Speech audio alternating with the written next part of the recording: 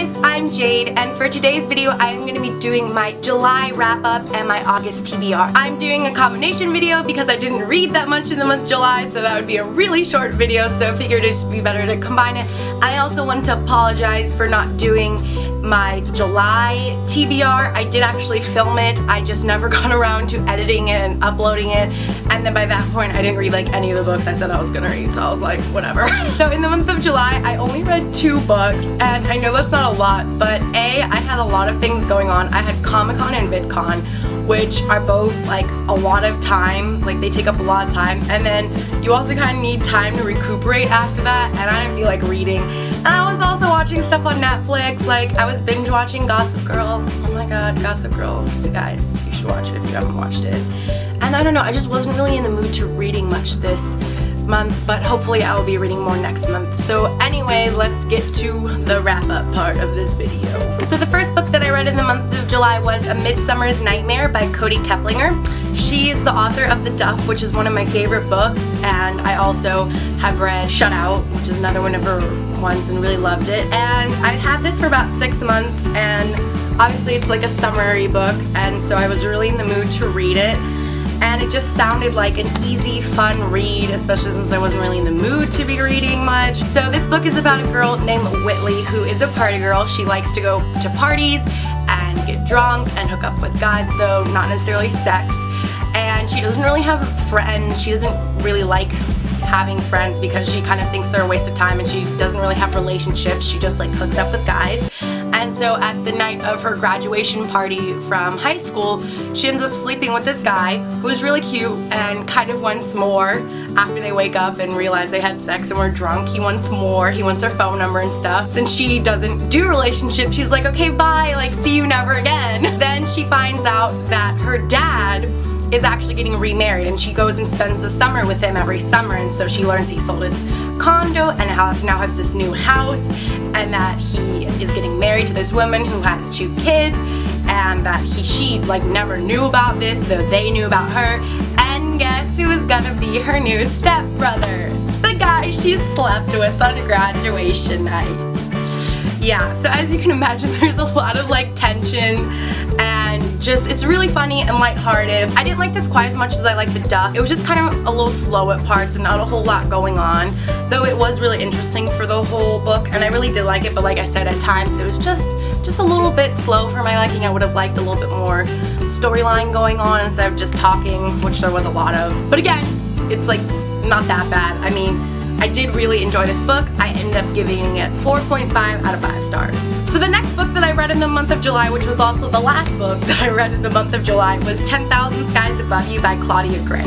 This is the sequel to 1,000 Pieces of You, which came out last November, and so this is an arc, and it comes out November 3rd, and obviously I can't really tell you much about this book because I don't want to spoil it for you if you haven't read the first book and it hasn't even come out yet, so very few of you have probably read this. I actually got this at Comic-Con when I went to the What's Up with HarperCollins, and I wanted this arc so bad, and I was so happy I got it. I traded with someone else for another book, and it was so good. I really loved it. So since I really can't talk much about this book, I'll give you a little synopsis of the first book. So since this is kind of a complicated book to summarize, I'm just going to read you the summary from the first book. 1,000 lives, 1,000 possibilities, one fate.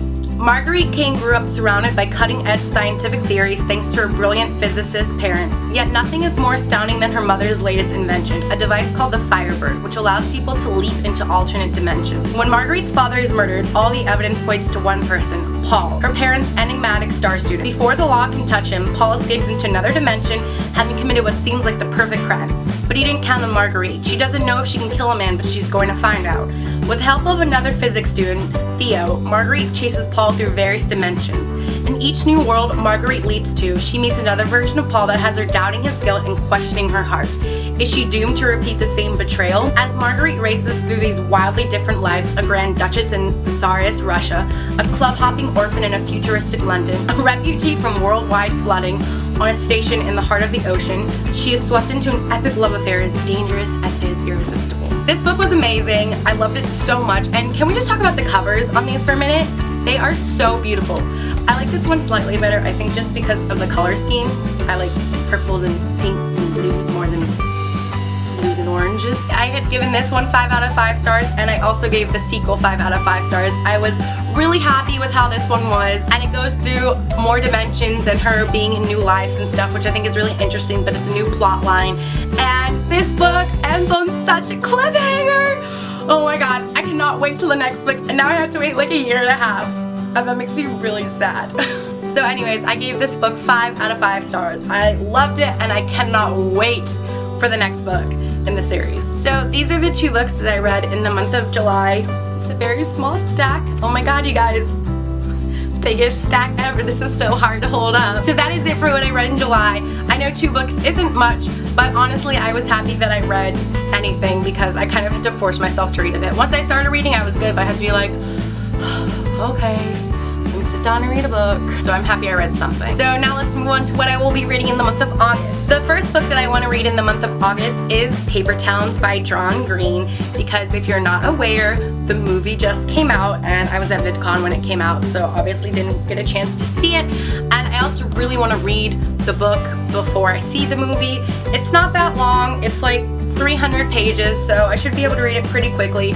I've heard this one isn't as good as some of his other books, but I'm excited to read another John Green book and then see how it compares to the movie, because I'm very excited for the movie. The next book that I want to read is Revenge, Ice Cream, and Other Things Best Served Cold by Katie Finn, otherwise known as Morgan Matson. This is a sequel to the first book in this series, Broken Hearts, Fences, and Other Things to Mend. It's just a really cute, summery book series with like revenge and pranks going wrong and stuff. It's really cute and fun. I really liked the first one. It was just such a quick read and really fun.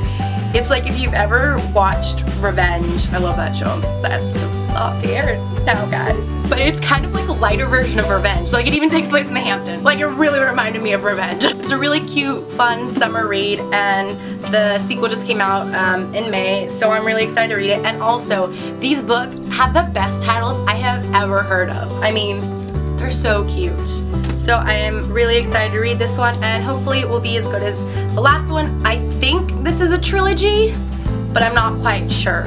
So yeah. The next book that I want to read, I have had this on my list since I bought it in April when it came out, and I've just been like, oh, I want to read it, I want to read it, I'm gonna read it, I'm gonna read it this month, I'm gonna read it this month, and it just like kept not happening. But I really want to read it this month, and that's An Ember in the Ashes by Sava Tahir. And I've just heard so many good things about this book. Everyone on BookTube has been talking about it and giving it such good praise, and I'm kind of in the mood to read a post-apocalyptic book, and I've been wanting to read this, and I've just heard really good things, so I am very excited to jump into this book, and hopefully I'll actually get to it this month. We'll see about that. The next book that I want to read this month is Harry Potter and the Goblet of Fire. As you guys know, if you watch my I've Never Read Harry Potter video, I only started reading Harry Potter a couple months ago, and I finished the 3rd one in June, so now I'm moving on to the 4th one, and oh my god though, this book is huge. Like, compared to the other ones are like 300 pages or so, and you can get through them really quickly, and this one is like, this book is 700 pages, which was J.K. Rowling just like, the books were too short, now is where everything starts happening. They need to be super long. So I'm kind of a little intimidated by this one, because it's kind of big, but I know it's going to be awesome, and I'm going to fly through it. And I'm also very interested because I know that this is the one where the movie I've heard is quite different than the book. So I'm excited to see how it's different, and the stuff that I didn't know about that wasn't in the movie that I get to read about here. So I'm really excited to see about that, and I love the Triwizard Tournament, so I'm really excited to read about it. And the last book that I want to read in the month of August is Ferris by Marissa Meyer. This is a prequel novella in the Lunar Chronicles series, and the Lunar Chronicles is one of my favorite series. I love it so much, and I cannot wait for winter. So it was kind of disappointing when we heard that like winter was getting pushed back and this was coming out instead. But I have heard this is like still really interesting because Queen Lavanna is just like so horrible. Like, I want to learn more about her though. Like, she must be such an interesting character. So I'm excited to learn about her and just be more into this world.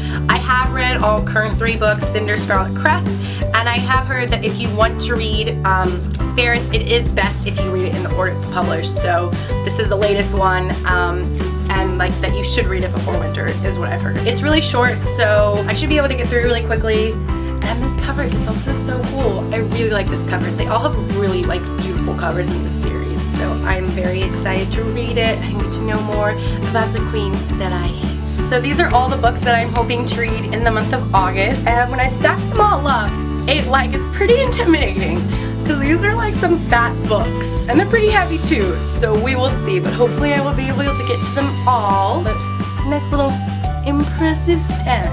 I'm getting kind of intimidated now looking at them all. Okay, so that is it for my July wrap-up and August TBR. I hope you guys enjoyed this video. Let me know what is on your August TBR in the comments down below. And make sure you guys give this video a thumbs up and subscribe to my channel if you're not already. And if you guys missed my last video, me and one of my best friends, Kennedy, did the Stuff Your Mouth challenge, and it is really funny. And I think you guys would all enjoy it. So I will be leaving a link to that below to make sure you guys go check it out if you haven't already. So thank you guys so much for watching. I also wanted to know what you guys think of all the stuff that has been added to my bookshelf. I did actually have some of this stuff up before, but I had taken it down from my other video because I thought it was distracting, but I added it back and added some other stuff to it, and I just want to know if you thought it was distracting.